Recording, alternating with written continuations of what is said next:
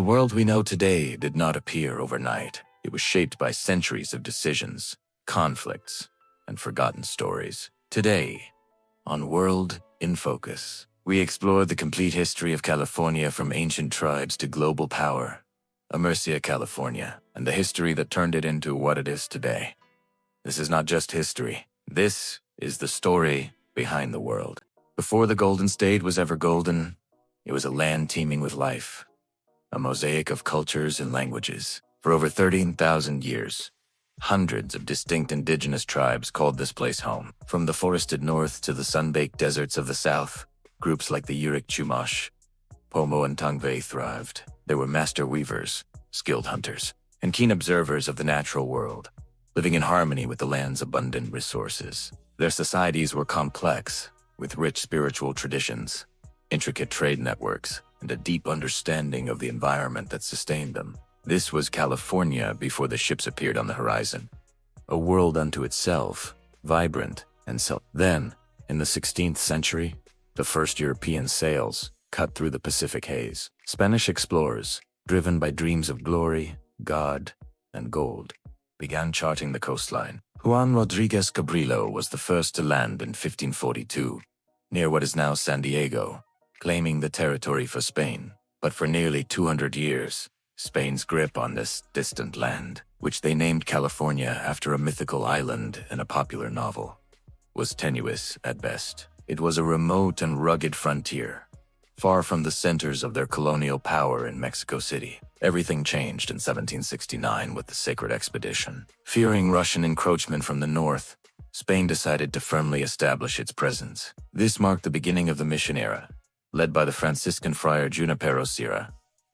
A chain of 21 missions, connected by the El Camino Real, was established from San Diego to Sonoma. Alongside the missions, presidios, or military forts, were built to protect Spanish interests, and civilian settlements called pueblos, like Los Angeles and San Jose, began to sprout. The goal was to convert the indigenous peoples to Christianity and transform them into loyal Spanish subjects. However, this period brought devastating changes for the native population. European diseases to which they had no immunity swept through their communities, and the mission system disrupted their traditional ways of life, leading to a catastrophic decline in their numbers. In 1821, after a long and bloody war of independence, Mexico broke free from Spanish rule. California, now a sparsely populated province of the New Mexican Republic, entered a new chapter. The powerful missions were secularized, their vast lands broken up and granted to influential Mexican citizens and retired soldiers. This created the era of the ranchos. Huge cattle ranches dominated the landscape, owned by a wealthy class of California. Life on the ranchos was defined by cattle raising, the hidentalo trade with American and British merchants, and a culture of grand hospitality and it was a pastoral, almost feudal society, isolated but proud. During this time, more and more outsiders began to arrive, American fur trappers crossing the treacherous Sierra Nevada, and seafaring traders docking in ports like Monterey and Yerba Buena, the small settlement that would one day become San Francisco. The winds of change were blowing from the east. The United States, fueled by the idea of manifest destiny, looked westward with expansionist eyes. Tensions between the U.S. and Mexico escalated, culminating in the Mexican-American War in 1846. Even before the war officially began, a group of American settlers in Sonoma, emboldened by the prospect of U.S. annexation, declared California an independent republic in the short-lived Bear Flag Revolt.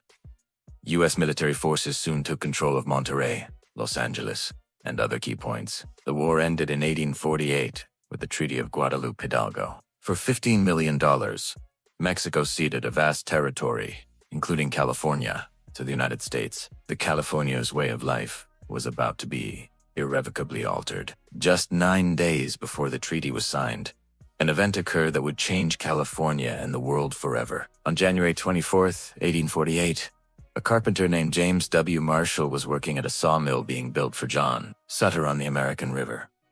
He spotted something glittering in the water. It was gold. Initially, they tried to keep the discovery a secret, but secrets like this don't last long. Soon, the news leaked out, and by the end of the year, a frenzy had begun. The California gold rush was on. The call of gold echoed across the globe. By 1849, the 49ers were flooding into California from every corner of the earth. They came by sea, enduring months-long voyages around Cape Horn or treacherous treks across the Isthmus of Panama. They came by land, crossing the vast, unforgiving plains and mountains of the American West. San Francisco transformed overnight from a sleepy village into a chaotic, bustling metropolis of tents and wooden shanties. The population of California exploded. This massive influx of people and capital rapidly accelerated California's path to statehood, bypassing the usual territorial stage. California was admitted to the Union as the 31st state on September 9, 1850, as part of the Compromise of 1850.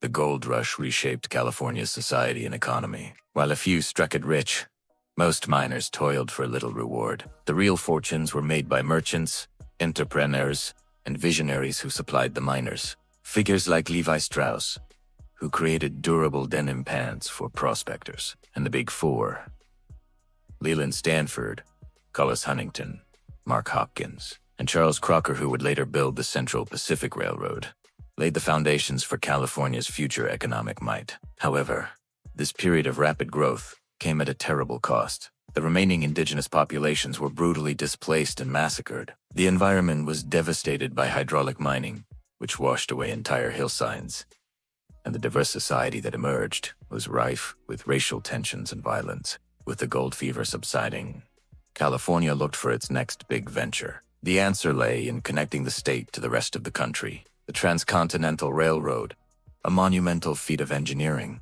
was the dream. The Central Pacific Railroad, starting from Sacramento and heading east, relied heavily on the labor of thousands of Chinese immigrants who worked under perilous conditions to blast tunnels through the solid granite of the Sierra Nevada. When the Golden Spike was driven at Promontory Summit, Utah, in 1869, linking the Central Pacific with the Union Pacific, California was no longer an isolated outpost. The journey from the East Coast, which once took months, could now be completed in about a week. This rail link opened the floodgates for a new wave of migration and transformed California's economy once again. Agriculture boomed, as the state's produce could now be shipped across the nation. The Golden State became a land of oranges, grapes, and wheat, promoted as a sunny paradise for health seekers and settlers. The early 20th century saw California's rise continue unabated. In the South, another kind of gold was discovered: black gold. Massive oil fields were found in areas like Los Angeles and the San Joaquin Valley, fueling the state's growth and the nation's increasing appetite for petroleum. At the same time, a fledgling industry was looking for a new home, one with varied scenery and year-round sunshine. The motion picture industry moved from the East Coast to a small suburb of Los Angeles called Hollywood. Soon, Hollywood became the entertainment capital of the world, its films shaping global culture and projecting an idealized image of California as a land of dreams, beauty, and opportunity. The Great Depression hit California hard, just as it did the rest of the country. But the state also became a destination for Dust Bowl migrants, the Okies, who came seeking work in a new life, a story immortalized in John Steinbeck's novel, The Grapes of Wrath. The real turning point came with World War II. California became the arsenal of democracy. Its shipyards and aircraft factories, operating around the clock, supplied the war effort and created millions of jobs. This massive industrial expansion, fueled by federal investment, laid the groundwork for the state's post-war economic boom. It also drew another huge wave of migrants from across the U.S., forever changing the state's demographic landscape. The post-war decades were a period of explosive growth. A new network of freeways stitched the sprawling suburbs together, cementing the car as king. The state invested heavily in one of the world's finest public university systems, the University of California and California State University, which became engines of innovation and social mobility. But this era of prosperity was also marked by social and political turmoil. The civil rights movement, the anti-Vietnam War protests, and the counterculture of the 1960s found fertile ground in California, particularly in places like Berkeley and San Francisco's Haight-Ashbury district. The state became a battleground for new ideas about society, politics, and personal freedom. While social revolutions were happening in the streets, a quieter, but equally profound, Revolution was taking place in the garages and research labs of a region south of San Francisco, with Stanford University as its intellectual anchor and fueled by defense spending. This area, which would become known as Silicon Valley, began to pioneer innovations in electronics and computing. Companies like Hewlett-Packard were the trailblazers. Then, in the 1970s and 80s, a new generation of visionaries like Steve Jobs and Steve Wozniak of Apple imagined a world where computers were not just for corporations, but for everyone. The personal computer revolution was born, followed by the internet boom of the 1990s and the social media and mobile revolutions of the 21st century. Silicon Valley became the global epicenter of technological innovation, creating immense wealth and reshaping how we live, work, and communicate. Today, California stands as a nation-state in its own right.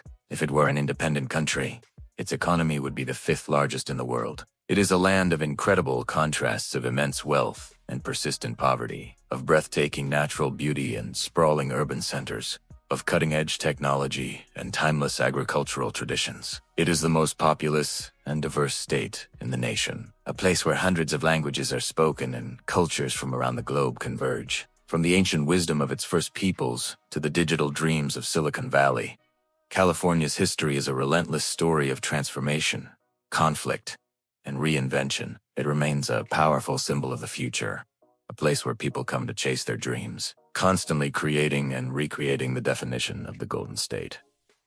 Thanks for watching, and be sure to follow 4 more deep dives into history.